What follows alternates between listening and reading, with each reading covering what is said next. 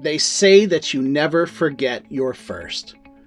First kiss, first car, first love. I think most of us can say the same thing about our first Swiss watch.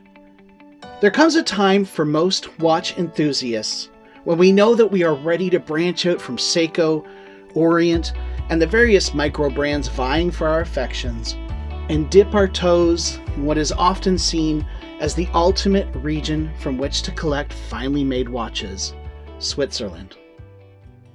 Whether this is true or not, Swiss watches for decades have been seen as the pinnacle of watchmaking.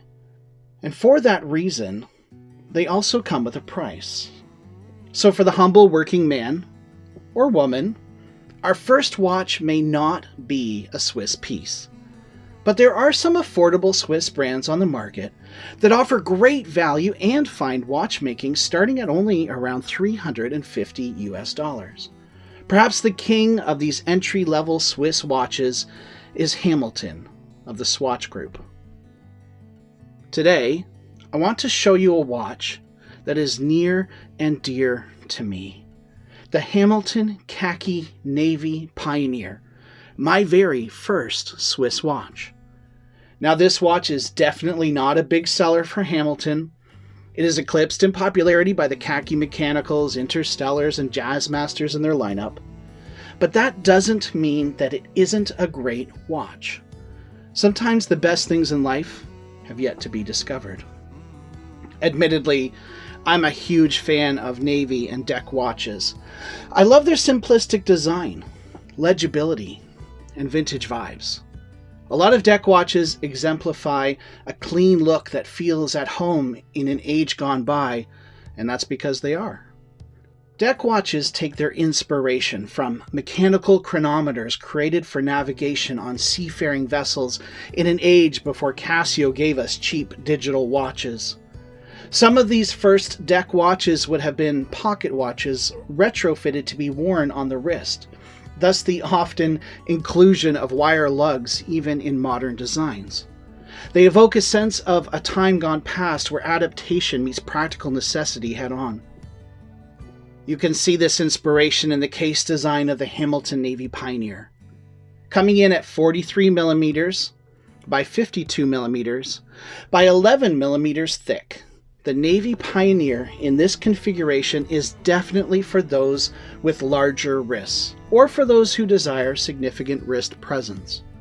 Personally speaking, it wears well on my 20 centimeter wrist, and the larger size suits the style of the pocket watches from which it takes inspiration. Plus, I have all kinds of 22 millimeter straps that this watch simply looks fantastic on. However, I would highly recommend the 40 millimeter sub-seconds version of the Navy Pioneer to most wearers who are concerned with the size of this 43 millimeter version. That being said, it wears in ways that are not typical of, let's say, a standard diver or even a field watch. For one, the large dial means that this has a lot of wrist presence, as I have said. And the 52 millimeter lug-to-lug is quite long for most people. But because the wire lugs turn down quite sharply, and because it is only 11 millimeters thick, it actually wears quite comfortably. The finishing on the case is well executed, if nothing to write home about. But the side profile displays a rather interesting step design with a mix of brushed and polished surfaces. In an interesting but attractive design choice, the lugs are actually attached to the case of the watch. The bezel has a pronounced 3-row quasi-coin edge to it, with a thin and flat polished portion on the top. The case back is transparent and displays the H10 movement from within. Now let's talk about that H10 movement. This is one of Swatch's newer movements based on a modified ETA 2824. They've slowed down the beat rate and they've improved the power reserve to 80 hours. For me, it has been bang on plus 5 seconds a day, no matter how I wear it. I love that I can set it down on Friday night and it's still running on Monday morning.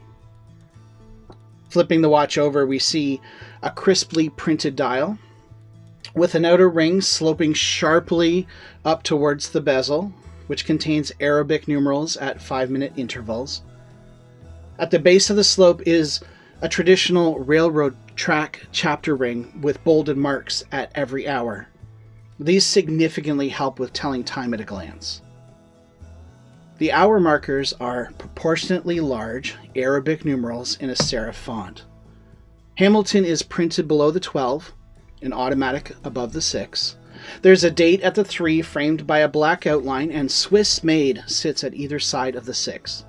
The 40mm dial is a little less balanced in that the date on the smaller dial necessitates a shrunken 3. I think that might drive me crazy, personally. The dial itself, which has no lume to speak of, is actually not white, but silver. However, it reads white in most lighting situations. It is extremely well done by Hamilton and makes all that dead space seem rather warm instead of sterile and cold. This isn't easy to do, and I applaud them for this choice. Of course, the real star of this show are those thermally blued hands. The minute hand is sword-shaped and the hour hand evokes the Queen of Spades. The seconds hand also employs a small spade as a counterbalance, which is a nice attention to detail and provides aesthetic symmetry. And when the light hits this piece just right, well folks, that's when you see the magic happen. So, this is my first Swiss watch, and it is definitely a keeper in my collection. Other watches will come and go, but this one is staying forever. It may not be the best Swiss watch on the market, and at $700 to $1,000, it isn't even the cheapest entry-level Swiss watch either. But it is a very well-made piece for the price, all while evoking nostalgic feelings of the seafaring men of yesteryear and incorporating modern materials and movements. I couldn't have asked for a better Swiss watch. Thanks for watching. Feel free to like and subscribe, but only if you want to. I'm not your dad.